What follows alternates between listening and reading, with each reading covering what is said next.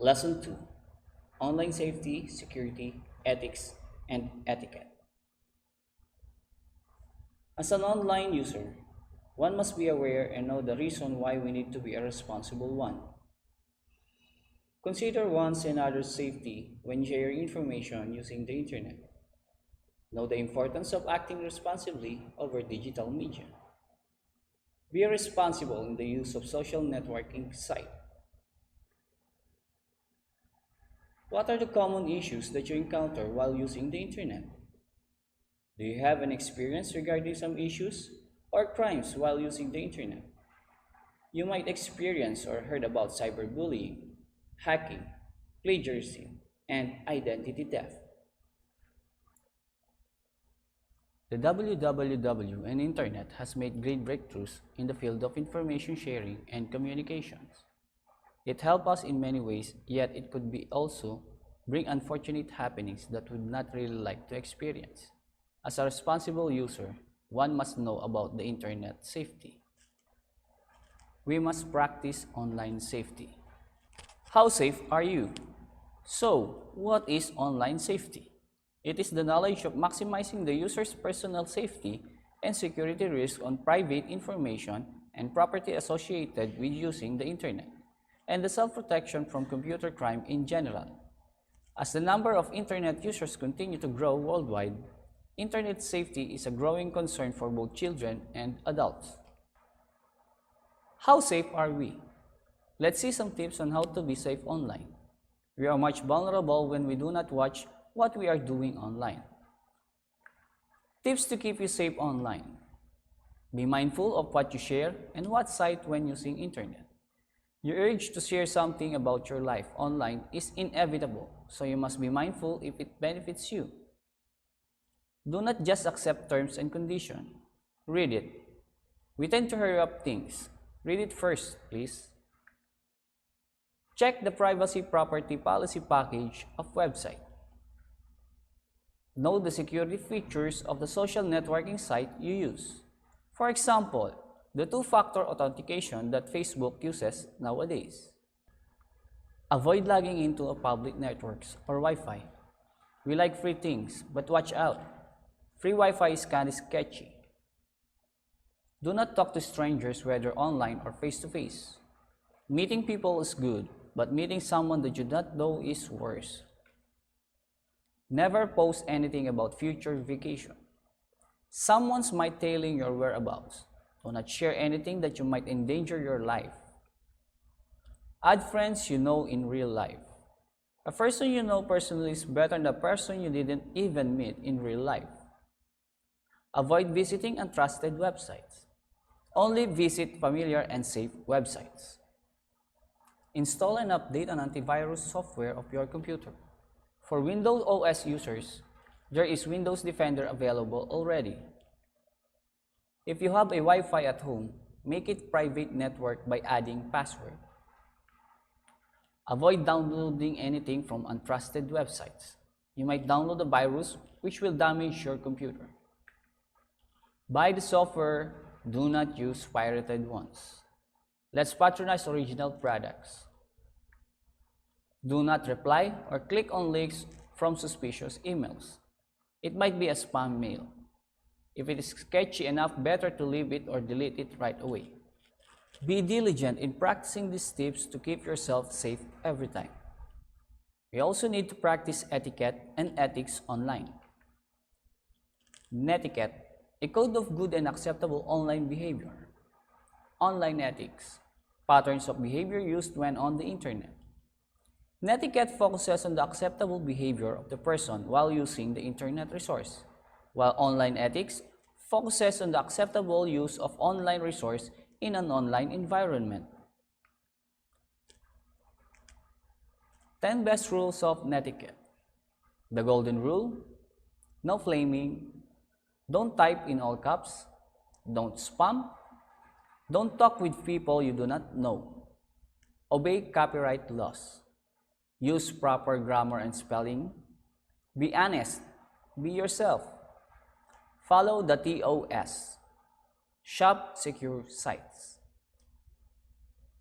As we have discussed on how to be responsible users of the internet, now let's look at some internet threats that we might encounter. Botnets. Botnets are networks of computers infected by malware, such as computer viruses, keyloggers, and other malicious software, and controlled remotely by criminals, usually for financial gain or to launch attacks on websites or networks. How can botnets be prevented? Always keep your software and security patches up to date. But most importantly, protect yourself with a powerful antivirus such as Avast Antivirus, which will prevent your computer from being infected by any malware, botnet, and otherwise. Malware or malicious software is certainly dangerous and can be used as a threat to compromise your online banking or lock away all your data so you can't reach it forever. It always pays to think before you click or any link or download any file, and to use a good antivirus app. Virus is a program that duplicates itself and then infects the computer. It spreads like a real biological virus. It can be transferred by the use of removable storage device. The damage by the computer virus may be mild to severe. Worm, a malicious program that transfers from one computer to another by any types of means. It can delete files, disrupt the network function, send junk mail from infected computer, spread by exploiting weakness in operating system. Trojan horse. It is a malicious software fronting to perform a good task but covertly performs undesirable functions with the intention of entering the computer without the user's consent. How it can be prevented? Regular update antivirus and anti-spyware programs that can detect Trojan horse and can delete them. Trojan horse. It is a malicious software fronting to perform a good task but covertly performs undesirable function with the intention of entering the computer without the user's consent. How it can be prevented? Regular update antivirus and anti-spyware programs can detect Trojan horse and can delete them. Spyware, a program that runs in the background without you knowing it. It has the ability to monitor what you are currently doing and typing through keylogging. Adware is a program designed to send you advertisements mostly as pop-ups. Spam. Email spam, also known as junk email. Like we have read it, it is an unsolicited commercial email sent from one source with identical message sent to multiple recipients. Spammer is the term used to refer to a person who creates electronic spam. Spamming is projected to continue because it is a cheap means of advertising. Ransomware. This type of malware typically locks down your computer and your files and threatens to erase everything unless you pay a ransom. Hacking.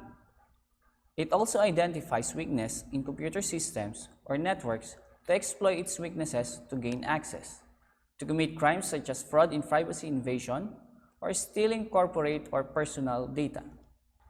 Phishing is usually done by email or other similar means using a popular entity such as Microsoft, Yahoo, Google, and financial institutions to lure you to their website. Farming. It is a dangerous hacker attack on a website which directs all traffic to the website to another fictitious website. Now let's watch a short video entitled Privacy in Your Smartphone. Ever stop to ask yourself why that Sudoku app you just downloaded needs access to your camera or your photos? Today we're going to talk about privacy and your smartphone. Weird permissions? Just say no. If a flashlight app is asking for access to your location, ask yourself why. When an app asks for permissions, it should clearly state what it needs access to and what it hopes to use that information for. And if you do grant an app access to your microphone or your camera or some other privacy setting, you can always turn that information off later on in your phone settings. You're downloading from where? Unless you really know what you're doing, you should never install apps that don't come from Google's App Store or Apple's App Store. They work hard to keep shady apps out. Often, installing apps from unreliable sources requires you to disable security settings that are there to keep you and your data safe. Turn it off. If you're not at home and you're not using your Wi-Fi or your Bluetooth, it's probably a good idea to turn those settings off. One reason is that everyone from coffee shops to clothing stores can use Wi-Fi and Bluetooth signals to track you and your phone, even if you're not connected to their network. If you're out and about, try and avoid open wireless networks. They may be free for anyone to use, but they can also be abused. If I was a malicious attacker, I could set up my own wireless network called Starbucks. And if you were at the coffee shop, you wouldn't be able to tell the difference between either of them. So if you connected to my network, I would be able to eavesdrop on the things you do online. If you do need to connect to a public Wi-Fi network, consider using a VPN. It'll protect your connection from nearby snoops from watching what you browse or other activities online. Don't click that link. Don't do it. You wouldn't open a strange link on your computer, so don't do it on your phone. Attackers have been known to use text messages and instant messages to try to pull off so-called phishing attacks. And in some cases, they can even make the messages sound like they come from family or friends. So be smart about the links and attachments you open, even if you know who they're from. Update your phone now, right now. Pause the video, go away, do it now. Come back when you're done. Thank you. Software updates plug holes, squash bugs, and keep your phone secure. Once a bug becomes public, attackers can use it to do everything from steal passwords to hold your phone hostage for ransom. Have any questions about your phone or your privacy? Leave us a comment.